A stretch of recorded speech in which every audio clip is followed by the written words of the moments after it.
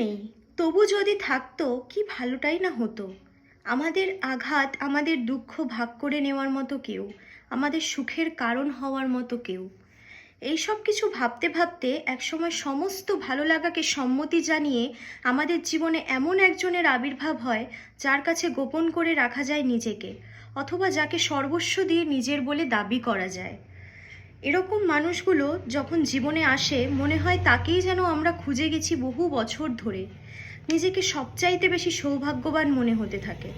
তারপর আমরা কেউ নিজেদের দুর্বলতার কথা প্রকাশ করতে পারি, আবার কেউ পারি না, তবুও মুগ্ধ হয়ে তাদেরকে নিজের সবটা দিয়ে দিই। এসব কিছুর মধ্যে এমন কিছু ভালোবাসার গল্পও হয় যেখানে কোনো বহিঃপ্রকাশ নেই, কোনো উদযাপন নেই, সাথে থাকার, কাছে আসার। তবে কিসের সম্পর্ক? এ যেন ম্যাজিকের মতো। না ছুঁয়েও ভালোবাসা যায় নাকি? হয়তো যায়, আবার হয়তো না।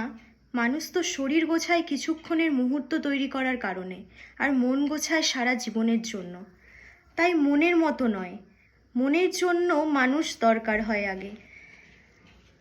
আমাদের চাহিদার মাপকাঠি, ভালো থাকার মাপকাঠি, মুগ্ধতার মাপকাঠি এক নয়। তাই যে নির্দ্বিধায় জড়িয়ে ধরে বলল থেকে যাওয়ার কথা, যে চুপচাপ পাশে বসে চোখের জল মুছিয়ে দিল, যে সাহস দিল, তার প্রতি যদি সমস্তটা উজাড় করে দেওয়া যায়, ভালোবাসা যায় চিরজীবনের মতো, তবুও অনেক মানুষ হারিয়ে গেছে ভালোবাসার অভাবে। অনেক মানুষ হারিয়ে গিয়েছে শুধু কথা বলা হয়নি তাই। অনেকের ভালোবাসার বহিঃপ্রকাশ হয়নি, ভিতর ভিতর মরে গেছে পরিস্থিতির কারণে। অনেক জীবন কষ্ট পেয়েছে ভুল মানুষকে ভালোবেসে। একের পর এক মন ভেঙে যায় আজকাল। আর্তনাদ হয় না, অভিমান হয়। তবুও ভালোবাসা বেঁচে থাকুক, ভালোবাসতে হবে বলেই। তবুও ভালোবাসা বেঁচে থাকুক, ভালোবাসতে হবে বলেই।